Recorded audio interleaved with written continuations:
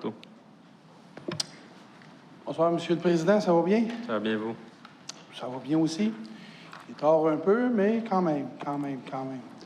J'aimerais revenir un peu sur un des commentaires sur un collègue d'en face, un membre du Conseil qui s'appelle M. Théberge, je ne peux pas le nommer.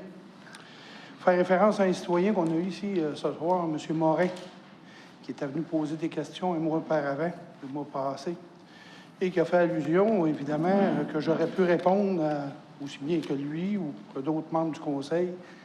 Comme j'ai dit, puis j'espère qu'il avait bien écouté, parce que j'avais dit au tout début, on ne peut pas connaître toutes les réponses à ce moment-là, d'une part. Et de l'autre part, Mme Boisclair a répondu un petit peu à ces questions. Et la balance des questions, M. Léger l'a fait ce soir.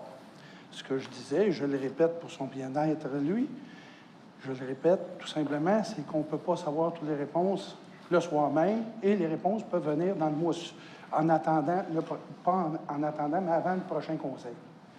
Donc, c'est ce que je voulais ajouter à cela. Et pour ainsi dire, je n'ai pas de leçon non plus à recevoir de M. Théberge.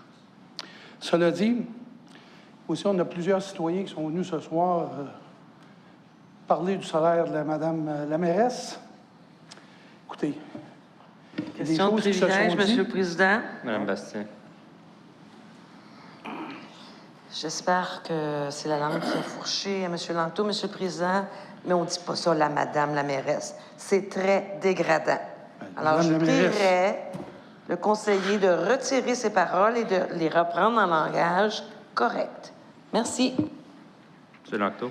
Écoutez, je pense que c'est Mme la mairesse. C'est Mme la mairesse, je ne peux pas dire autrement. Là. Comment voulez-vous que je l'appelle? Mme Sylvie Parent? Mais c'est une mairesse, donc je l'appelle Mme la mairesse. Question de privilège, Monsieur le Président. M. Théberge. Je crois que le commentaire de ma collègue Mme Bastien est tout à fait justifié. La mairesse de Longueuil, Mme Sylvie Parent.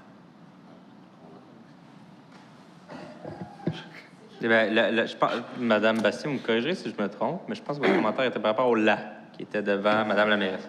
Donc, M. Langto, par erreur, vous avez dit Madame la mairesse. Faites juste dire Madame la mairesse. C'est tout. Bien, Madame la mairesse, excusez pour le « la » devant ou l'article, peu importe.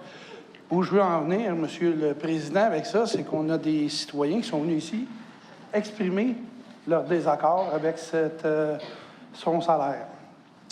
Monsieur Léger, d'ailleurs, a aussi dit beaucoup de commentaires à cet effet, que j'abonde dans le même sens. Ce que j'aimerais ajouter à ça, c'est que, oui, Madame la mairesse, oui, la mairesse, je suis correct, là, hein? Je veux juste être certain, hein, pour ne pas avoir des questions privilèges à outrance. Alors, cela dit, Mme la mairesse, ce qu'elle disait, c'est qu'elle avait différents salaires à différents endroits, mais qu'à Longueuil, ça n'avait pas trop changé ou ça n'avait pas changé. Ce qu'il faut retenir dans ce montant total d'environ 240 000 qu'elle reçoit annuellement, ça provient quand même de deniers publics. Le salaire provient de deniers publics. OK? Alors, moi, ce que je prétends dans ça, c'est qu'il faut quand même avoir un certain respect envers tous les citoyens qui paient, dans le fond, son salaire. Et je pense que c'est tout simplement décent, puisque d'autres villes, comme Montréal, Québec, pour ne nommer que ceux-là, ont fait des démarches en ce sens de plafonner leur salaire. Alors, j'invite la mairesse encore une fois, comme mon collègue Léger l'a fait tantôt, mon collègue M. Léger l'a fait tantôt, pour demander à la mairesse de bien vouloir accéder à plafonner son salaire. Voilà, ça dit. Sur une note plus joyeuse, Monsieur le Président, ça prend mes lunettes cette fois-ci. Vous savez, c'est la semaine des aînés. Alors, on peut être fier du secteur de l'économie sociale sur le territoire de l'agglomération de Longueuil.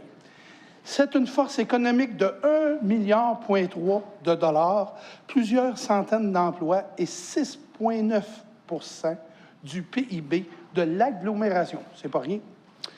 Comme tous les secteurs d'emploi, l'économie sociale fait face aux mêmes défis de recrutement et de rétention de la main-d'œuvre, de commercialisation et de financement. J'aimerais souligner l'excellent travail fait par Développement économique de Longueuil dans le soutien de ce secteur d'activité.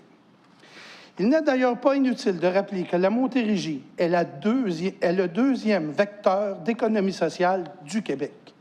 Le deuxième vecteur d'économie sociale, c'est en Montérégie, Monsieur le Président. Un secteur qui carbure à la solidarité et au soutien des communautés locales. J'aimerais faire un lien avec la Semaine des aînés de Longueuil qui se déroule actuellement. La Ville de Longueuil, en collégialité avec le comité organisateur, vous a concocté un programme d'activités qui vous ravira. Excusez-moi. Ces activités se dérouleront jusqu'au 19 mai prochain.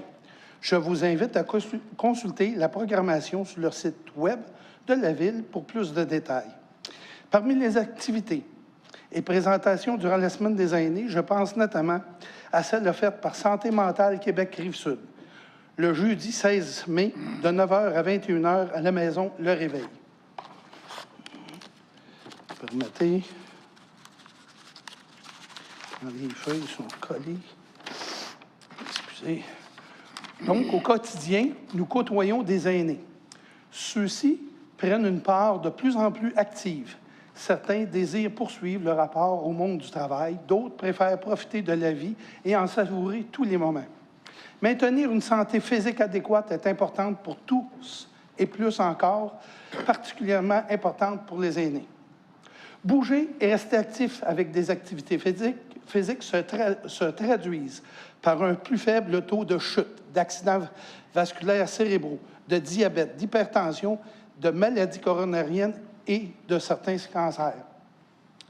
Le regard que nous portons sur nos aînés influence, que nous le voulions ou non, notre propre vécu. La perspective d'une vieillesse difficile, en effet, n'est pas un incitant à vivre positivement.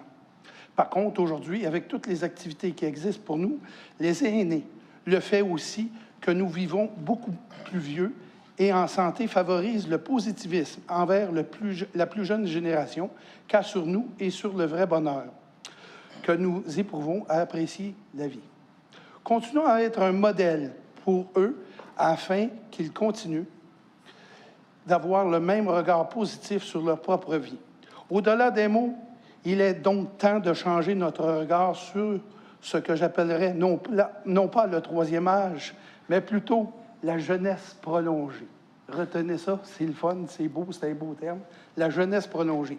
S'adapter à notre propre évolution, c'est l'accepter, prendre en compte nos propres besoins avec nos spécificités propres et communes à la fois. Continuons à entretenir l'énergie et le dynamisme. Vieillir en beauté, c'est rester actif. Je pense que je me lance un message en même temps. Fait que bonne semaine des aînés. Merci, bonsoir, monsieur.